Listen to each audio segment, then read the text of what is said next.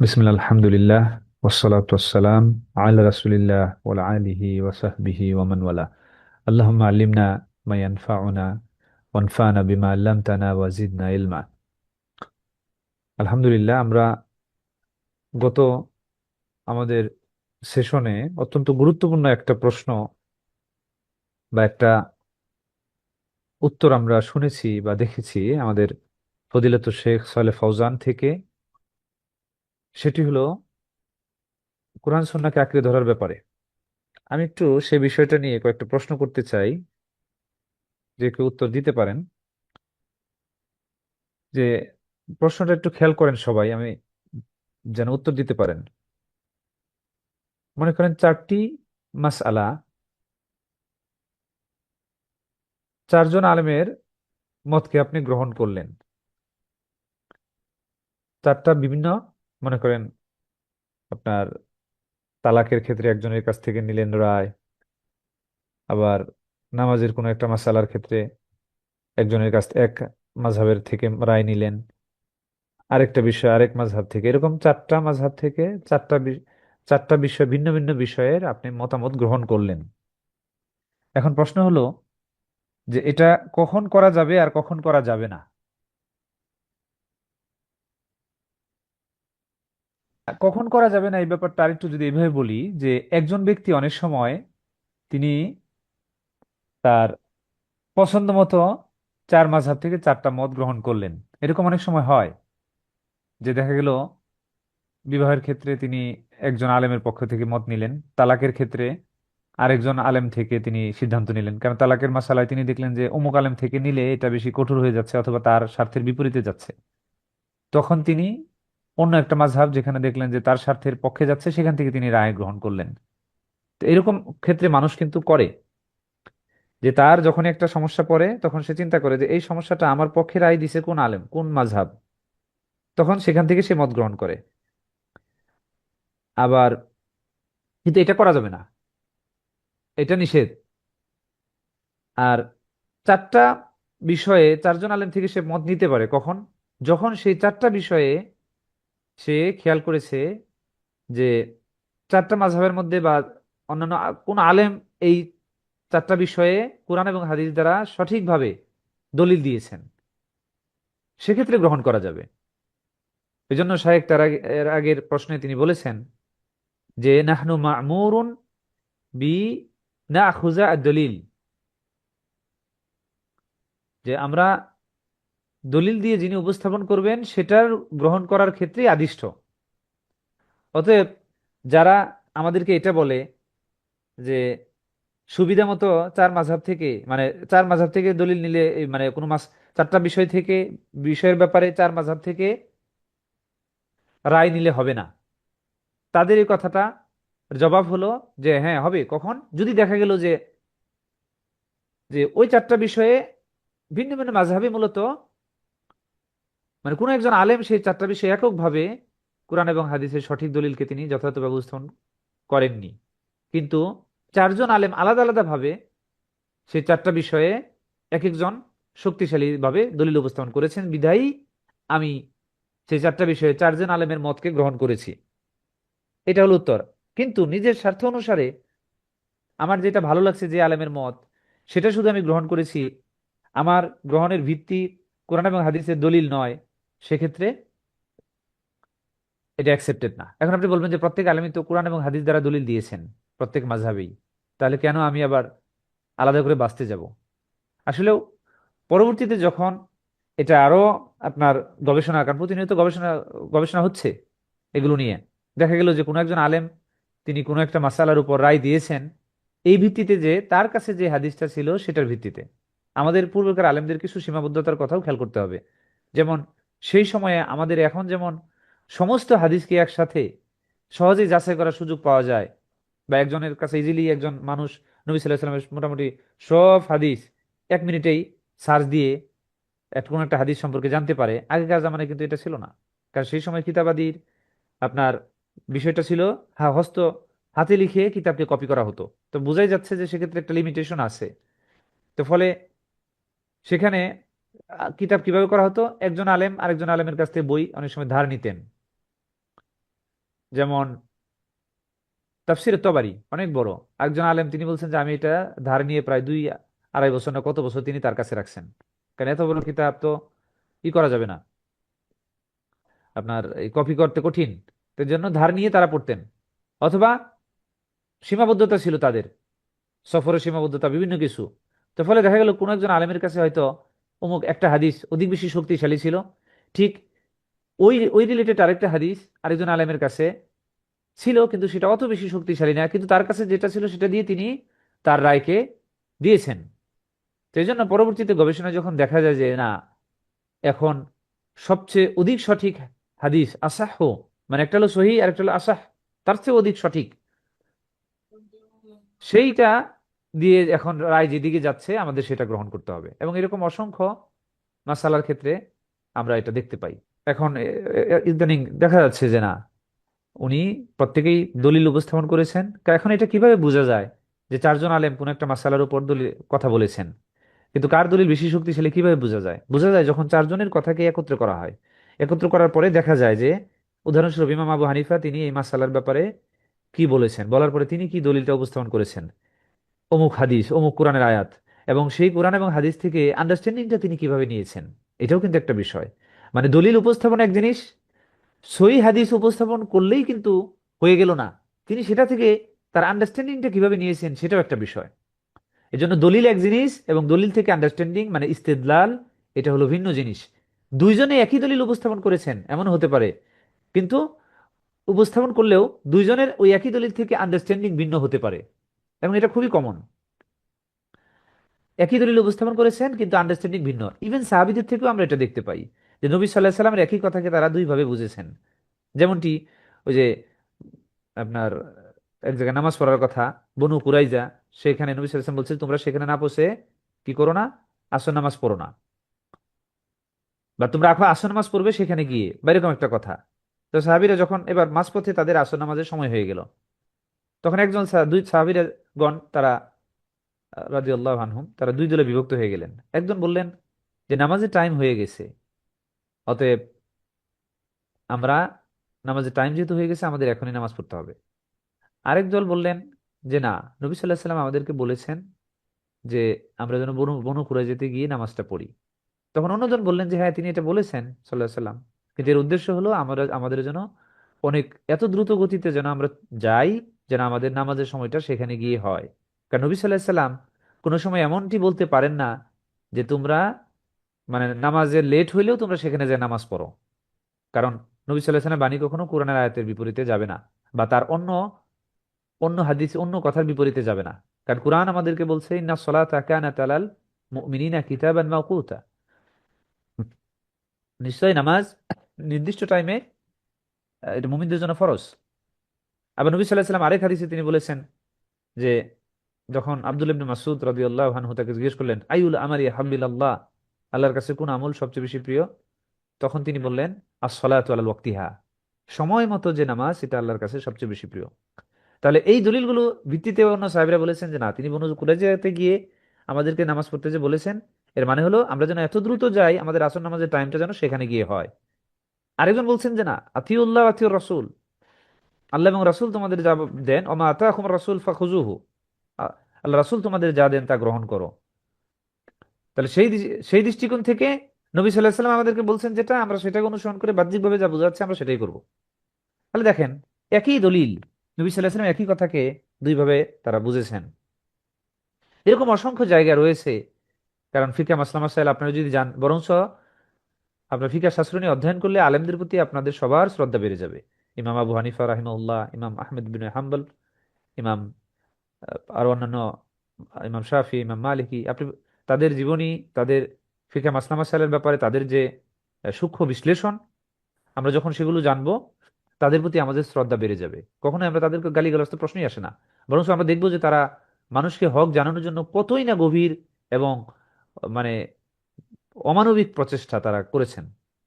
এজন্য আমাদের সমাজ এখন আমরা তাদের সম্পর্কে ভুলভাবে আমাদের কাছে উপস্থাপিত হয়েছে, কিন্তু তারা সকলেই চাইতেন যে কোরআন এবং সুন্নাহর সঠিক জ্ঞানটাই যেন মানুষ পেয়ে যায়। তবে আমাদের মনে রাখতে হবে প্রত্যেকের চাওয়া নিয়ত সঠিক, কিন্তু তারপরেও মানুষের কি আছে, সীমাবদ্ধতা আছে, প্রচেষ্টা কারণে দেখা গেল দুইজনেই প্রচেষ্টা করেছেন, একজনের মতটা অধিক সঠিক, এটা হতেই পারে। গবেষণা দুইজনেই করেছেন, প্রত্যেকের তাদের নিজস্ব কুদরা, সামর্থ্য অনুসারে।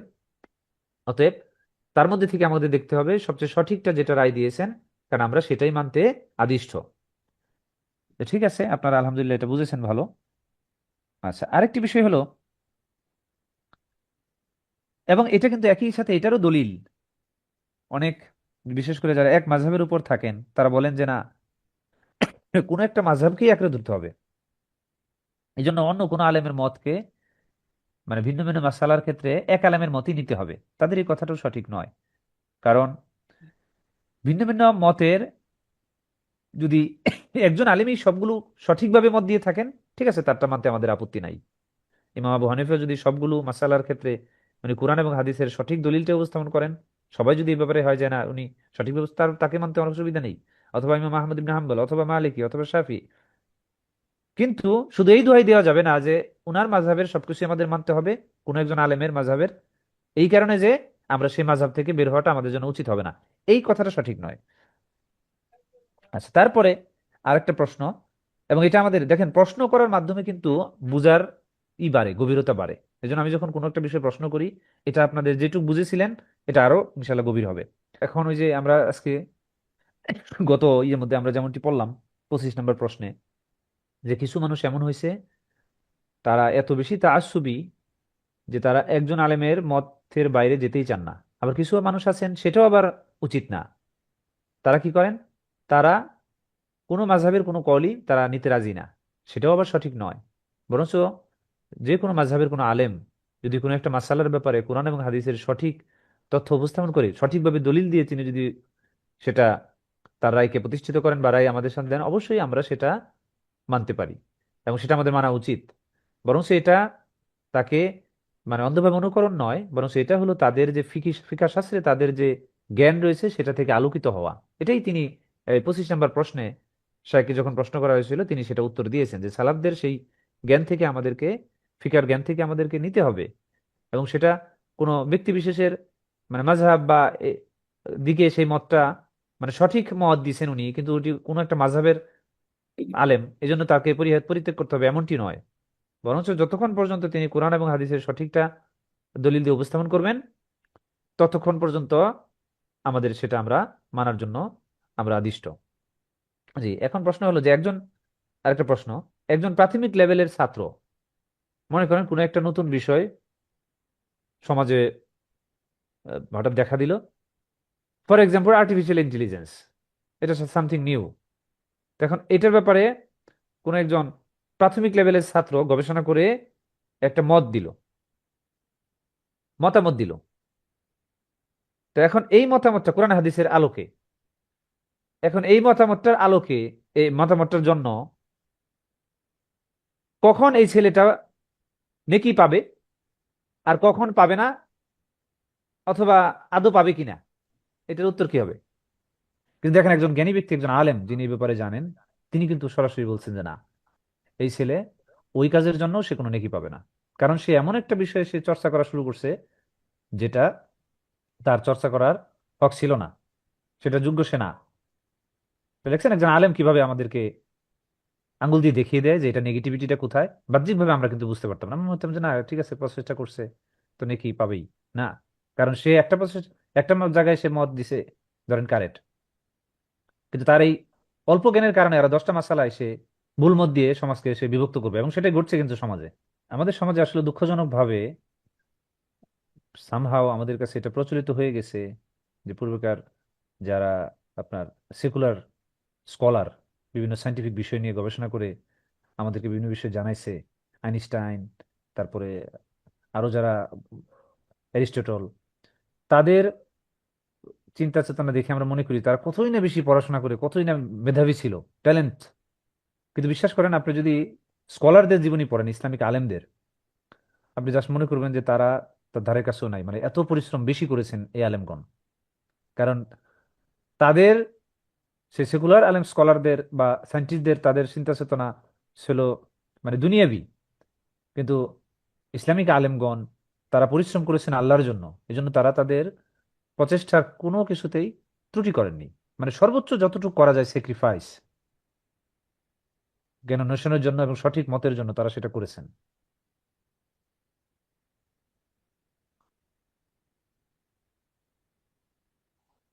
আজকে আমরা আরেকটা এখন নতুন একটা প্রশ্ন, দুটা প্রশ্নই করি, দেখি।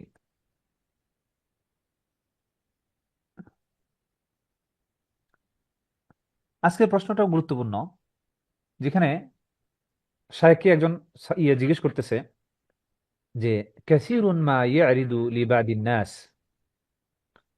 যে অনেক সময় কিছু মানুষের কাছে এই বিষয়টা উদয় হয়, মানে তাদের ধারণায় আসে বা তাদের মনে উদয় হয়, আও হিয়া শুবহাতুন ইনদাল বাদি মিন তলাবাতিল ইলম আল মুবতাদিন, অথবা যারা প্রাথমিক স্তরের জ্ঞান অন্বেষণকারী তাদের ভিতরে মনের মধ্যে এটা অনেক সময় উদয় ঘটে, মনের মধ্যে এই চিন্তাটা অনেক সময় আসে যে আন্না রিশিয়ানা হিলাকিল ইলম ইয়ানি জিয়াদাতুন ফিল হুজ্জা আলা মান তালাক্কা হাযাল ইলম।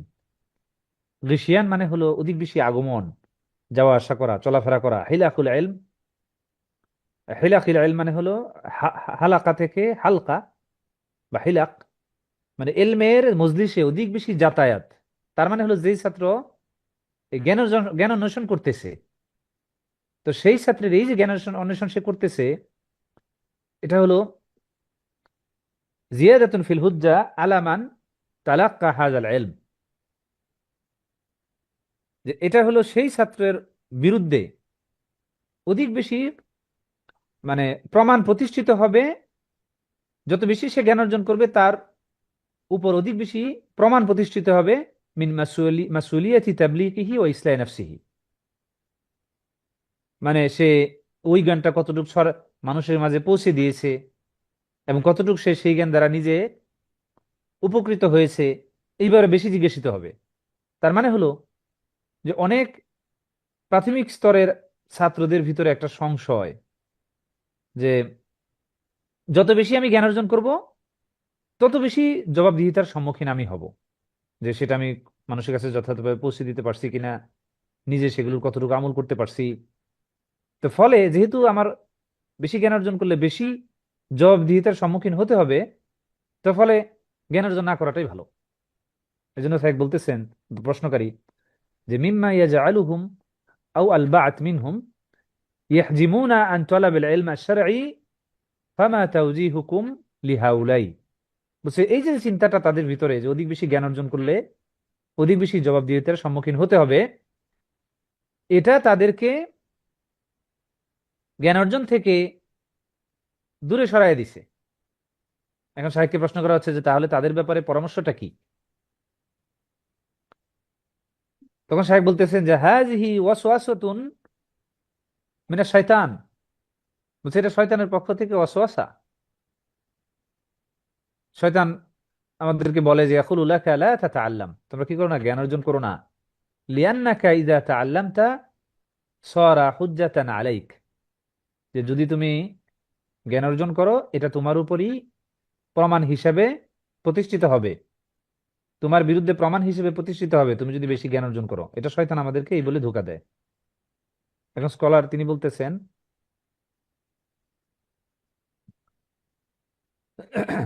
ওয়ানাকুলু লিহাযা, শেখ বলতেছেন যে এই ব্যাপারে আমরা বলবো ওয়াবাকাউকা ফিল জাহাল মা উজুদিল উলামা আলাইসা হাযা হুয়া হুজ্জাতুন আলাইকা। শেখ বলতেছেন সেই ছেলেকে যে এই কথাটা বলে যে অধিক বেশি জ্ঞান অর্জন করলে অধিক বেশি জবাবদিহিতার সম্মুখীন হতে হবে, তো এবার শেখ বলতেছেন যে বাকাউকা ফিল জাহাল মা উজুদিল উলামা, আলেমগণ উপস্থিত রয়েছেন এই অবস্থাতেও তোমার এই অজ্ঞতার মধ্যে থাকা, আলাইসা হুয়া হুজ্জাতুন আলাইকা, সেটা কি তোমার বিরুদ্ধে প্রমাণ নয় যে আলেম আছেন অথচ তুমি এখনো এই জাহালতের মধ্যে তুমি বলবৎ আছো? তারপরে শেখ বলতেছেন যে কৌনুকা তাবকা ফিল জাহাল ওয়াল ইলম মওজুদ ওয়াল উলামা মওজুদুন ওয়াদ দুরুস কায়েমা হাযা আশাদ্দু খাতারান মিন কৌনিকা তা'তি ইলা দুরুসিল ইলম ওয়া তাতাআল্লাম। শেখ বলতেছেন যে এলেম থাকা অবস্থায়, এলেম রয়েছে সমাজে, আলেমগণ আছেন, বিভিন্ন দর্স সেগুলো চলমান আছে, এই অবস্থাতেও তোমার অজ্ঞতার মধ্যে মানে বহাল থাকা, হুয়া আশাদ্দু খাতারান মিন কৌনিকা তা'তি ইলা দুরুসিল ইলম ওয়া তাতাআল্লাম। বলছে এটা অধিক বেশি ক্ষতিকর তার থেকে যে তুমি ইলমের দর্শে যাও এবং সেখান থেকে জ্ঞান অর্জন করো। বলছে তার থেকে অধিক বেশি ক্ষতিকর হলো যে এই বিভিন্ন দর্শ চলমান, আলেমগণ আছেন, এলেম আছে, অথচ তুমি সেখান থেকে উপকৃত হচ্ছ না, না হওয়ার কারণে তুমি জাহালতের অবস্থায় বলবৎ আছো। বলছে এটা অধিক বেশি ক্ষতিকর। তারপর শেখ বলতেছেন ওয়াকাদ লা তা'লাম তা'মাল বিমা আলিমতা। বলছে এমন হতে পারে যে তুমি যা জানছো তার আমল হয়তো তুমি করছো না। লিকাউনিল ইনসান বিতাবইহি ইনদাহু তাকসিরুন ফিল আমাল। কারণ মানুষের তবিয়ত, মানুষের বৈশিষ্ট্যই হলো যে তার ভিতরে মানে নেশারগত বৈশিষ্ট্য হলো যে আমলের ক্ষেত্রে ঘাটতি আছে, জ্ঞানের তুলনায় আমলের ক্ষেত্রে তার ভিতরে ঘাটতি আছে। ওয়াইনদাহু বাদু যুনুব, এবং মানুষের গুনাহ আছে, প্রত্যেকেই গুনাহগার কোনো না কোনো ভাবে। যেমনটি পূর্বেকার সালাফগণ তারা বলেছেন যে মানুষের মানে পাপের যদি দুর্গন্ধ থাকতো তাহলে কেউ কারো কাছে যেতে পারতো না দুর্গন্ধের কারণে। তার মানে হলো প্রত্যেকেরই পাপ আছে, গুনাহ আছে, ভুল হয়ে যায়, আমাদের আমলের ক্ষেত্রে বিভিন্ন ক্ষেত্রে ঘাটতি আছে।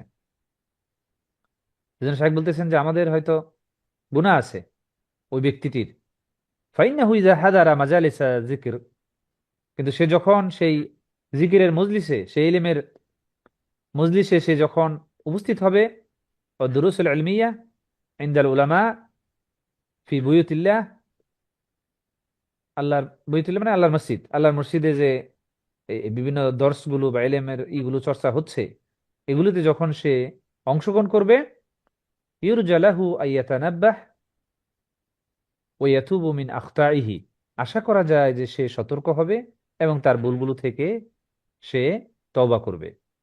ওয়াইরজা ইলা সওয়াব, ওয়ারজিউ ইলা সওয়াব, এবং সে সঠিকগুলোর দিকেই ধাবিত হবে।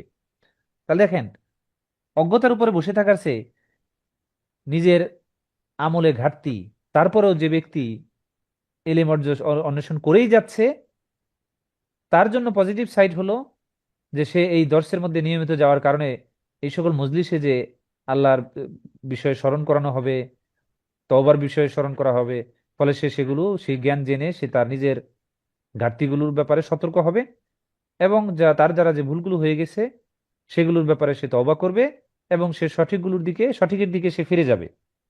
তাহলে এই যে সম্ভাবনার জায়গাগুলো, এগুলো থেকে বঞ্চিত হচ্ছে সেই ছেলে যে মনে করছে যে অধিক বেশি জ্ঞান অর্জন করলে এটা মানুষের মাঝে ছড়াই দেওয়া এবং নিজে আমল করার বেশি দায়ভার চলে আসে, ফলে জ্ঞান বেশি অর্জন না করাটাই ভালো। এই জন্য শাইখ বলছেন এটা শয়তানের ওয়াসওয়াসা। তা বলছেন যে ফাহাদিল হিলাক হায়াতুল কুলুব, আমাদের অন্তর অনেক সময় কি হয়, মরে যায়। অন্তর কিভাবে মরে যায়? পাপ করতে করতে সেখানে ওই যে সাউদা, কালো আপনার স্পট পড়ে, পড়তে পড়তে এমন অবস্থায় হয় যে এই অন্তরগুলোর চতুর্দিকে, নবী সাল্লাল্লাহু আলাইহি ওয়াসাল্লাম হাদিস আছে এই ব্যাপারে, বান্দা যখন গুনাহ করে তখন তার অন্তরে কালো স্পট পড়ে, এবং তওবা যদি না করে সেই স্পট এরকম গুনাহ করার কারণে বাড়তে বাড়তে এক সময় তার অন্তরটাকে আবৃত করে ফেলে, এবং এক সময় তার সে আর কোনো কিছু কি করে না, অনুধাবন করে না। কিন্তু ফাহাদিল হিলাক, এই যে যে হালাকাগুলো, জ্ঞান অর্জনের হালাকাগুলো, আলহামদুলিল্লাহ আমাদের এটাও, আমরা যেটা করতেছি আলহামদুলিল্লাহ এটাও, আমরা এই যে আপনাদেরকে স্মরণ করিয়ে দিচ্ছি, আপনি আজকে এই দর্শে আসার কারণে এবং আমি নিজেও এই দর্শে কথা বলার সুযোগ সুযোগ পাওয়ার কারণে আমার কিন্তু মনে হচ্ছে যে আমার যে গুণাগুলো হয় সেগুলো আল্লাহর কাছে তওবা করতে হবে। দেখেন এটা একটা সুযোগ। সেম থিং শায়েখ বলতেছেন যে এই জন্য হাজিল হিলা হায়াতুল কুলুব, এগুলো অন্তরকে কি করে, জাগ্রত করে, অন্তরের জীবন, মৃত অন্তরকে জাগ্রত করে নাসিহা দ্বারা। বিভিন্ন কথা, রাসূলের উপদেশ, কোরআনের বাণী, আলেমদের জীবনী, তাদের পরিশ্রম, তাদের কষ্ট, তাদের এলেমের ক্ষেত্রে মুজাহাদা, এগুলো যখনই আমরা শুনি আমাদের অন্তর নরম হয়, মৃত অন্তর আবার জীবিত হয়। এবার শাইখ বলতেছেন ফালা ইয়াসুদ্দান্নাকা আশ-শাইতান আনিল ইলম আন-নাফি ওয়া তাআল্লুমিল উলুম আশ-শারঈয়্যাহ, ফালা ইয়াসুদ্দান্নাকা, ইয়াসুদ্দু মানে যে এগুলো যেন তোমাকে না কি না করে, সেই কল্যাণকর এলেম থেকে এবং শরীয়তের এলেম অর্জন করা থেকে তোমাকে যেন এগুলো বিরত না রাখে। ফাহাজিহি শুবহা ও হাজিল ওয়াসওয়াসা, ও সেগুলো হলো ভিতরে সংশয় এবং শয়তানের পক্ষ থেকে কুমন্ত্রণা। তা আমাদের এগুলো থেকে সতর্ক হতে হবে। আশা করি বুঝতে পেরেছেন। তার মানে অধিক বেশি জ্ঞান অর্জন করলেই যে আমাদের অনেক মাসুলিয়াত চলে আসবে এবং আমরা এলেমের ঘাটতি আমাদের হয়ে যাবে, অধিক বেশি জানলে এত তার আমল করতে পারবো না, ফলে এত জানা কি লাভ, এই ধরনের কথা আসলে শয়তানের পক্ষ থেকে।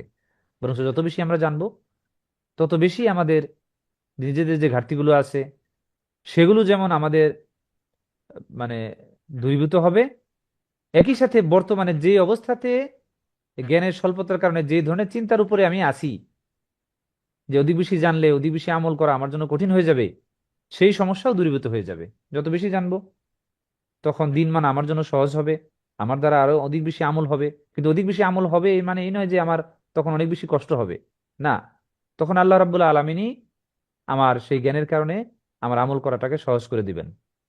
এই জন্য আমাদের মদিন ইউনিভার্সিটির এক টিচার উনি বলছিলেন যে মান আহাব্বা আমালাহু ফাকাত নাজাহ, যে ব্যক্তি তার কাজকে ভালোবাসলো সে সফল হলো।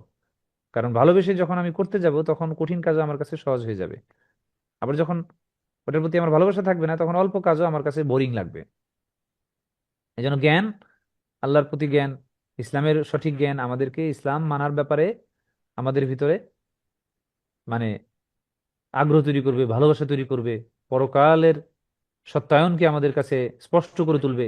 তখন আমল, মাশাক্কা, কষ্ট, দুঃখ এগুলোর ব্যাপারে ধৈর্য ধরতে আমাদের কোনো সমস্যা হবে না, কারণ আমরা জানি যে আল্লাহ রাব্বুল আলামিন এগুলো দেখছেন এবং তার বিনিময় অবশ্যই আমরা পাবো। এরপরে পরবর্তী যে প্রশ্ন, 27 নম্বর প্রশ্ন, একজন বলতেছেন শাইখকে যে নারজু মিন ফদিলাতিকুম। দেখেন আরবরা প্রশ্ন করার ক্ষেত্রে অত্যন্ত ভদ্রতা তারা বজায় রাখেন আদবের সাথে। বলছে নারজু মিন ফদিলাতিকুম আন তুবাইয়িনু লানা موقفنا من فرق الشباب وطلب العلم حول مواضع تصدوهم عن طلب العلم وتجعلهم ينالون من بعد العلماء ويتعصبون لآخرين، لأن هذه المسألة هامة وقد تفشتت وانتشرت بين طلبة العلم، فما توجيهكم في ذلك؟ نرجو من فضيلتكم যে শেখ আপনার কাছে আমরা রিকোয়েস্ট করছি আন তুবাইয়িনু লানা মাওকিফানা, আপনি আমাদের অবস্থানকে স্পষ্ট করবেন। কোন ব্যাপারে? মিন ফিরাকি মিন মিন ফিরকাতি শাবাব ওয়া তালাবিল ইলম, সেই সকল যুবকদের দল এবং ছাত্রদের ব্যাপারে।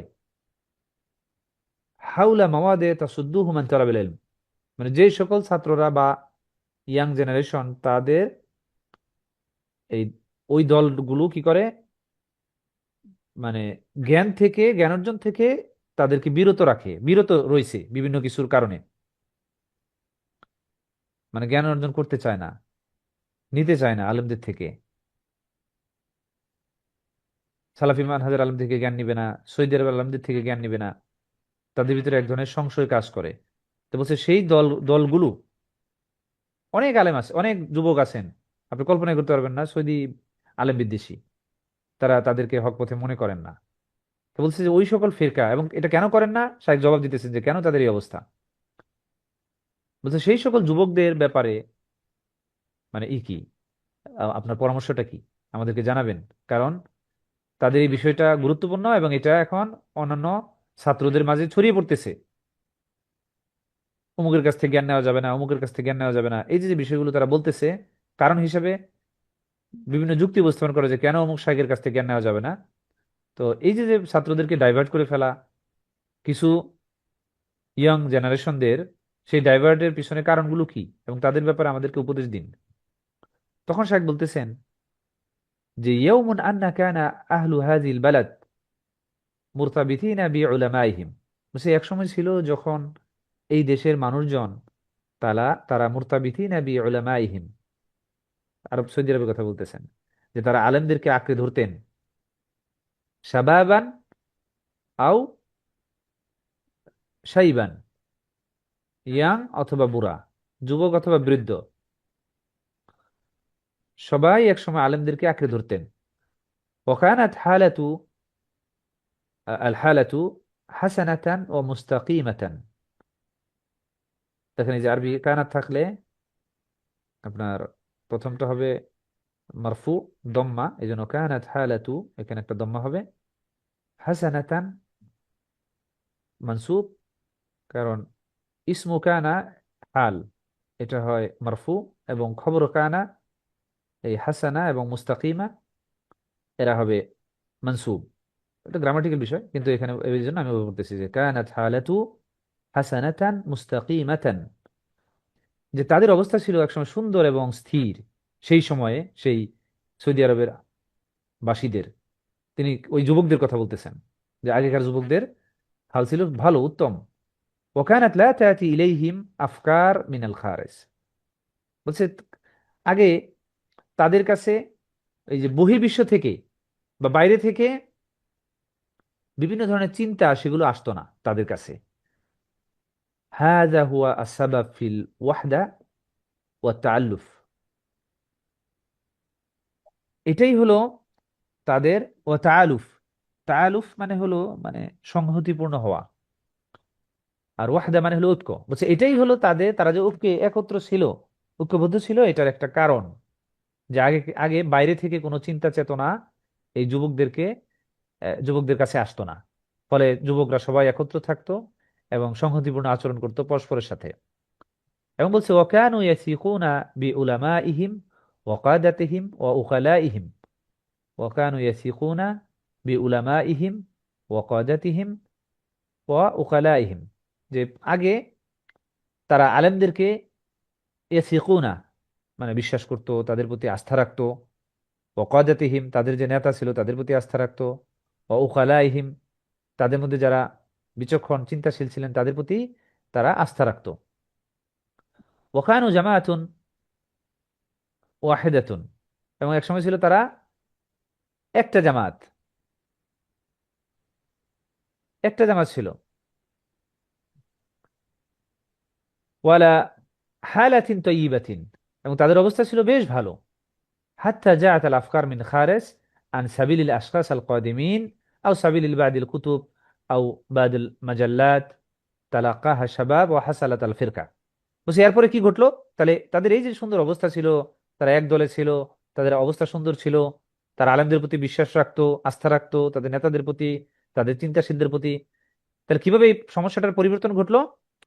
বলছে হাত্তা জাআত আফকার মিনাল খারিজ, বাইরে থেকে চিন্তা ঢোকা শুরু করলো, প্রবেশ করা শুরু করলো। এখন চিন্তা কিভাবে প্রবেশ করে? চিন্তা প্রবেশ করে বিভিন্ন ভাবে। এক নাম্বার, বহির্বিশ্ব থেকে বই চলে আসে। উদাহরণস্বরূপ এখন সৌদি আরবে দেখতে পাই পশ্চিমা বিশ্বের বিভিন্ন ফিলোসফিক্যাল বইগুলো আরবিতে অনুবাদ হয়ে আরব বিশ্বে ঢুকছে, এবং বিকৃত চিন্তার বইগুলোও ঢুকছে আরবিতে অনুবাদ। তার মানে আরবরা এখন ইজিলি ইংরেজি না পারলেও আরবিতেই সেগুলো পড়তে পারতেছে।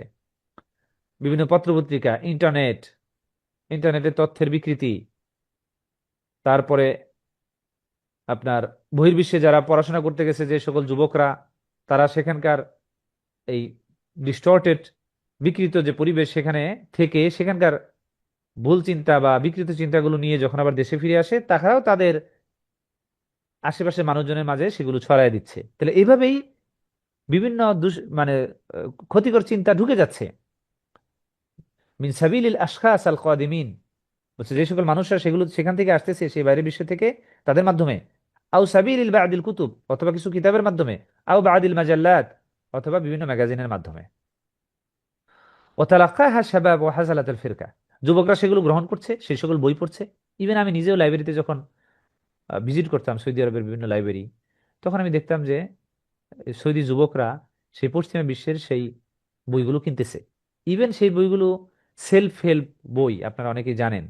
সেলফ হেল্প বইয়ের মধ্যে কিছু আছে বেশ ভালো, আবার কিছু আছে সেগুলোর মধ্যে ভালোর সাথে বিকৃত চিন্তা মিশ্রিত। তো সেই জিনিসগুলো তারা দেখা গেলো একজন রাইটারের কিছু বই ভালো লাগলো, একটা বই ভালো লাগছে খুব, পরে ওই রাইটারের সব বই পড়া শুরু করে। একজন রাইটারের সব বই কিন্তু সে ভালো লেখে না, একজন ভালো রাইটারের সব বই ভালো হয় না, আবার একজন খারাপ রাইটারের সব বই খারাপ হয় না। আমাদের এগুলো খেয়াল রাখতে হবে। এই জন্য একজন একজন রাইটার একটা বই ভালো পাইছে দেখে যে তার সব বই যাচাই বাছাই সেরা জাস্ট গালাভাবে কিনে ফেলে মানে পড়া শুরু করা এমনটি নয়। প্রত্যেকটা বইয়ের পিছনেই রাইটারের নিজস্ব পরিশ্রম আছে, এবং সেই পরিশ্রমের উপর ভিত্তি করে সেই বইয়ের গুণগত মান বৃদ্ধি পায়, সেটা আমাদের খেয়াল রাখতে হবে।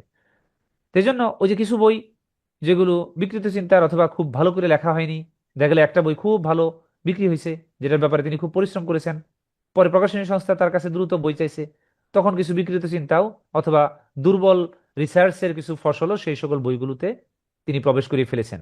পরে সেগুলো মানুষ পড়া শুরু যখন করলো, তাদের চিন্তা চেতনা বিকৃতি করা শুরু করলো। لأن هؤلاء الشباب الذين شذوا عن المنهج السلفي في الدعوة إنما تأثروا بهذه الأفكار وافدة من الخارج। বলছে সেই সকল যুবক এই যে এগুলো বইটি পড়ার কারণে তারা যখন সালাফি মানহাজ থেকে, দাওয়াতের ক্ষেত্রে সালাফি মানহাজ থেকে তারা কি করলো, যখন বিচ্ছিন্ন হয়ে গেল, বা সাজ্জা, সাজ্জা মানে হলো একক হয়ে যাওয়া, বিচ্ছিন্ন হয়ে যাওয়া, তখন তারা তাআসারু, তারা এফেক্টেড হয়ে গেল বিহাজিল আফকার ওয়াফেদা মিনাল খারেজ, এই বহির্বিশ্ব থেকে আগত বা বাইরে থেকে আগত এই চিন্তাগুলো দ্বারা তারা প্রভাবিত হওয়া শুরু করলো। আচ্ছা, এটা হলো তাদের অবস্থা, সেই সকল যুবকদের।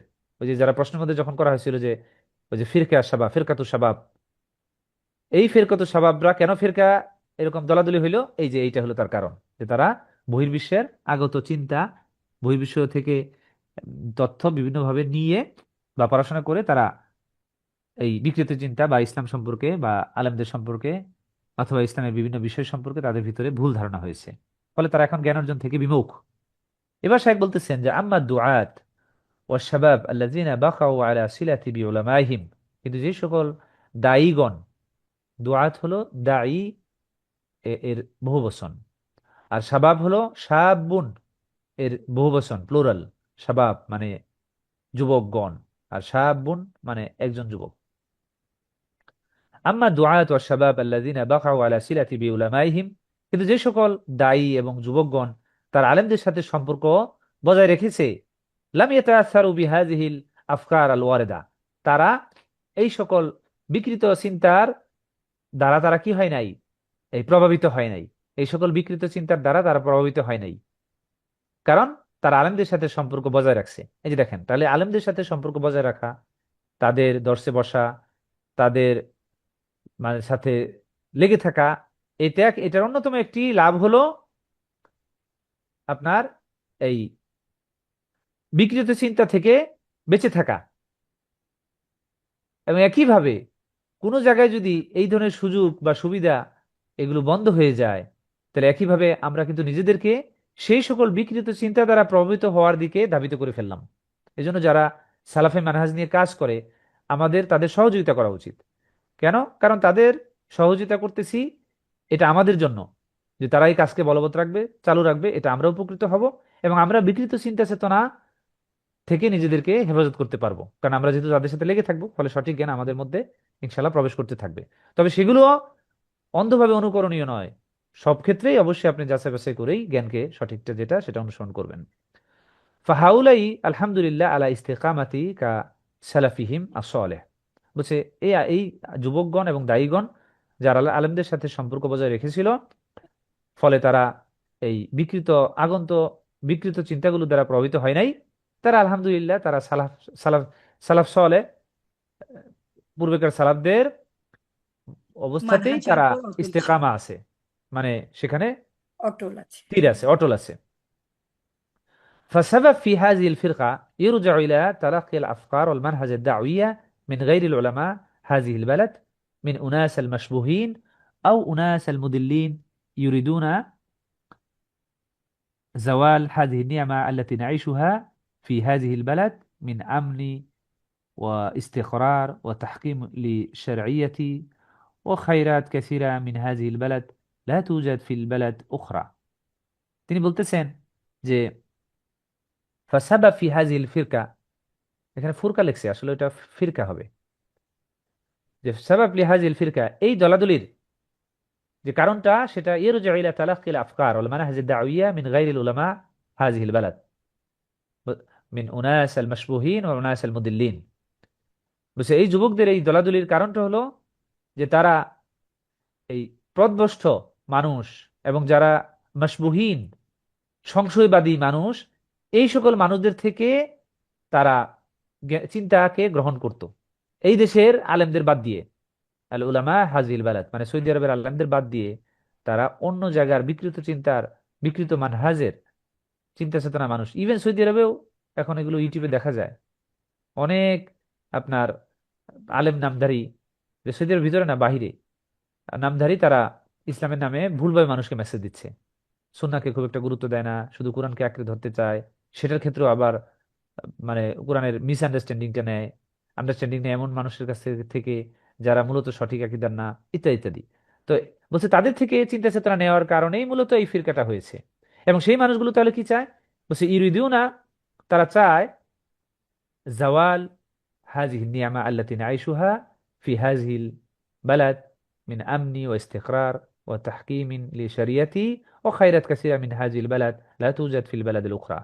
বলছে তাদের উদ্দেশ্য হলো তারা, আমরা যে নিয়ামত, শাইখ বলতেছেন যে আমরা যে নিয়ামতের মধ্যে আছি সৌদি আরবে, তিনি বলতেছেন যে আমরা এই দেশে যে নিয়ামতের মধ্যে আছি, যেমনটি নিরাপত্তা, স্থিতিশীলতা, শরীয়তের হুকুম এখানে বলবৎ আছে কিছু, তারপরে আরো অন্যান্য কল্যাণ, সেগুলো যেগুলো অন্য দেশে নাই, তারা চায় এগুলো যেন দূরীভূত হয়ে যায়।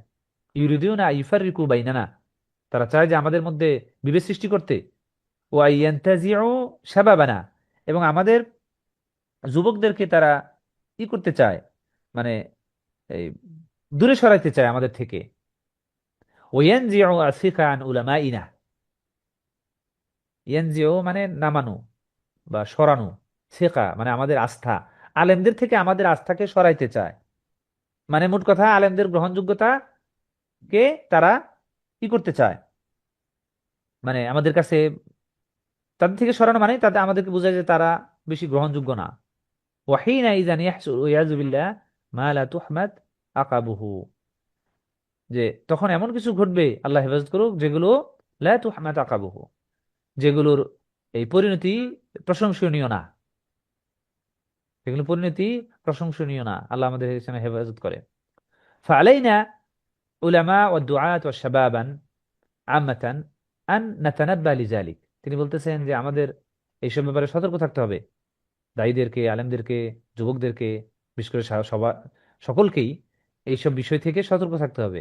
বিআন লা নাতাকাব্বাল আফকার আল ওয়াফিদা ওয়ালা আল মাবাদিয়া আল মাশবুহা, যে এই সংশয়পূর্ণ যে মূলনীতিগুলো আছে, অথবা আফকার আল ওয়াফিদা, এই আগন্তুক চিন্তাগুলো, বহির্বিশ্বের আগন্তুক চিন্তা, এগুলো থেকে আমাদের, এগুলো আমরা যেন গ্রহণ না করি। হাত্তা ওয়াইন তালাব্বাসাত বিলিবাসিল হক ওয়াল খাইর ওয়া লিবাসি সুন্নাহ, বলছে যদিও সেই সকল ফিকরাগুলো তালাব্বাসাত পরিধান করে লিবাসিল হক, মানে হকের পোশাক, কল্যাণের পোশাক এবং সুন্নার পোশাক, মানে তারা আমাদেরকে বুঝাবে যে মানে সুন্নতের পোশাক, হকের পোশাক, কল্যাণের পোশাক, মানে তারা আমাদেরকে সেই সকল চিন্তা চেতনার ভিতরে কল্যাণ আছে এটা দেখেই মূলত সেগুলোর দিকে আমাদেরকে আহ্বান করে।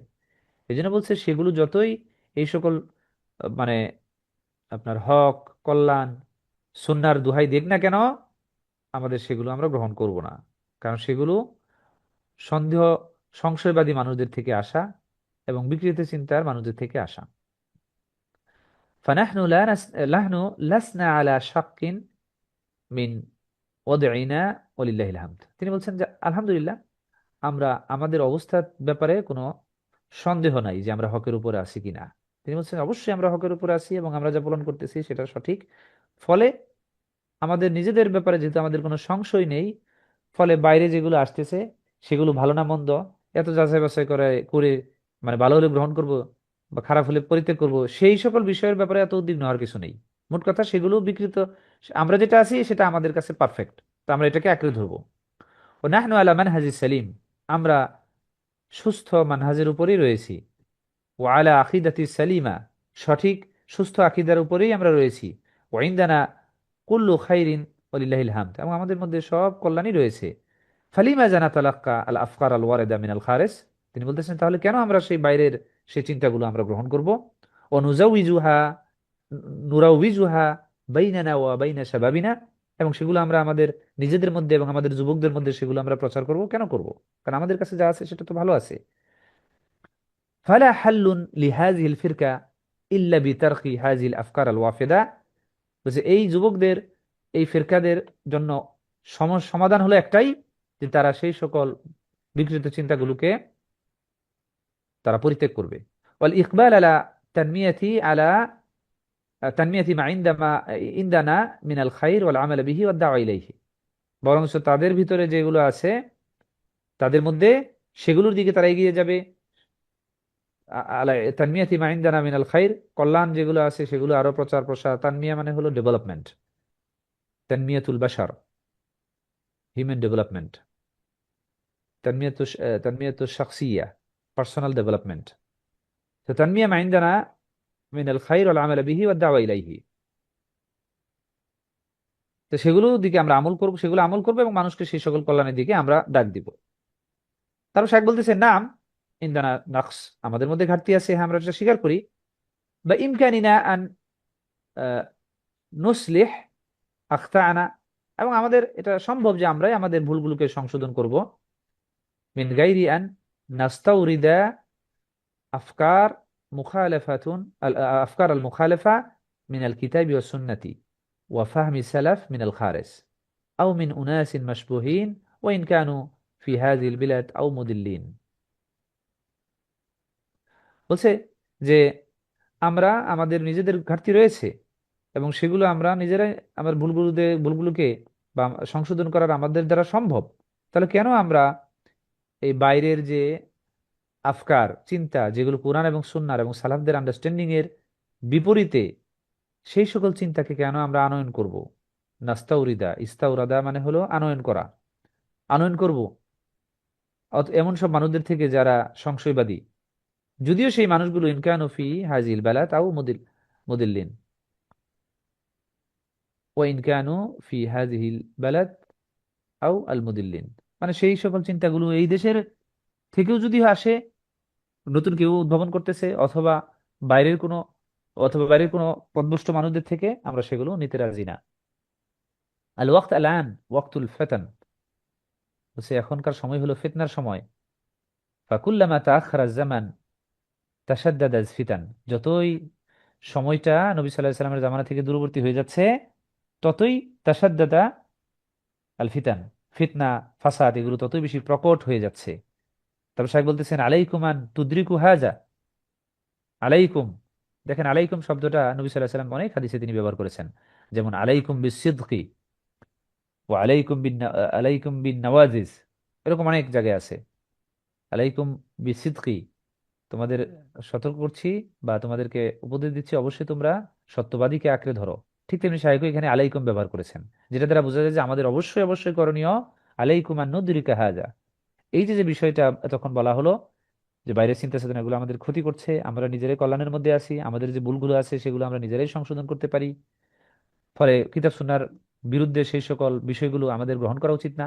বলছে এগুলো আমাদের অনুধাবন করতে হবে। ওয়ালা তাসগাউ লি শুবুহাত, ওয়ালা তাসগাউ লি শুবুহাত, এই শুবুহাত সংশয়ের দিকে আমাদের ঝুঁকে পড়লে চলবে না। ওয়ালা লি আকওয়ালিল মাশবুহিন আল মুদিল্লিন, সেই সংশয়বাদী এবং পথভ্রষ্টদের মানে কথার দিকে ঝুঁকে পড়লে চলবে না। ওয়াইন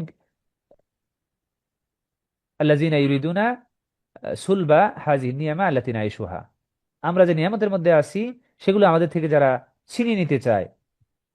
ওয়াইন নাকুনা মিসলা আল বালাদুল উখরা, এবং তারা চায় যে আমরা যেন অন্যান্য দেশের মতো হই, যেখানে সুলবুন আছে, নাহবুন আছে, কতলুন আছে, দিয়াউ হুকুক আছে, ফাসাদুল আকায়েদ ও আদওয়াত হিজবিয়াত, যে সকল বালাদের লুণ্ঠন, হত্যা, মানুষের হককে নষ্ট করা, ফাসাদ মানে আকিদা, ফাসাদ আকিদা আছে, শত্রুতা আছে এবং বিভিন্ন দলাদলি আছে, আমরা যেন তাদের মতো হই, এটাই হলো সেই সকল মানুষগুলো চায়। আরেকটু আছে, শেষ করে দিচ্ছি। ওয়াকুলু লা ইয়াকাউ ফি আরাদিল উলামা আল মুস্তাকিমিনা আলাল হক ইল্লা আহাদু সালাসা, তিনি বলতেছেন যে হকপন্থী আলেমগণের উপর, আলেমগণের সম্মানে আঘাত করে তিন শ্রেণী ছাড়া কেউ না। এক নাম্বার হলো যে ইম্মা মুনাফিক মালুমুন নিফাক, এমন শ্রেণী যারা যারা হলো মুনাফিক, যাদের নিফাক জানা যায়। আও ফাসিক ইয়াবগুদুল উলামা, এবং যারা ফাসিকি কাজ করে এবং আলেমদেরকে ঘৃণা করে। লিয়ান্নাহু হুম ইয়ামনাউনাহু মিনাল ফিসক, কারণ আলেমগণ তাদের এই এই ফিসকি বা ফাসিকি কাজকর্ম থেকে তাদেরকে নিষেধ করে, এই জন্য তারা আলেমদেরকে ঘৃণা করে। ওয়াম্মা হিজবি আদ-দল ইয়াবগুদু উলামা, ওয়াইম্মা হিজবি দলুন ইয়াবগুদু উলামা, অথবা এমন সব পথভ্রষ্ট দল যারা আলেমদেরকে ঘৃণা করে।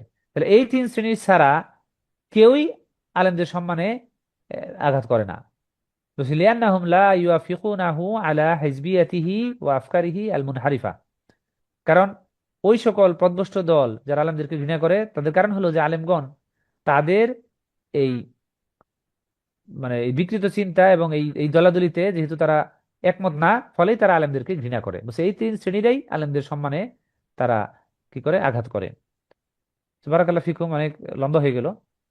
তা আশা করি ইনশাআল্লাহ আমরা সকলেই এগুলো মেনে চলবো এবং আশা করি এগুলো দ্বারা আমরা উপকৃত হবো। আল্লাহ তাআলা যেন আমাদের এই আলোচনায় যেগুলো সঠিক এগুলো আমাদেরকে মানার তৌফিক দান করেন, আর যেগুলো ভুল সেগুলো শয়তানের পক্ষ থেকে এবং আমার পক্ষ থেকেও আমারও যেন যেন আল্লাহ জ্ঞানকে বৃদ্ধি করে দেন, যেন কল্যাণের পথে আমরা পরস্পরকে সহযোগী হিসেবে পরস্পর সহযোগী হিসেবে কাজ করতে পারি। সুবহানাকা আল্লাহুম্মা বিহামদিকা আশহাদু আন লা ইলাহা ইল্লা আনতা আস্তাগফিরুকা ওয়া আতুবু ইলাইক। আসসালামু আলাইকুম ওয়া রাহমাতুল্লাহি ওয়া বারাকাতুহু। Subscribe to our YouTube channel, Know Tawhid First, and press the bell icon to get new video notifications.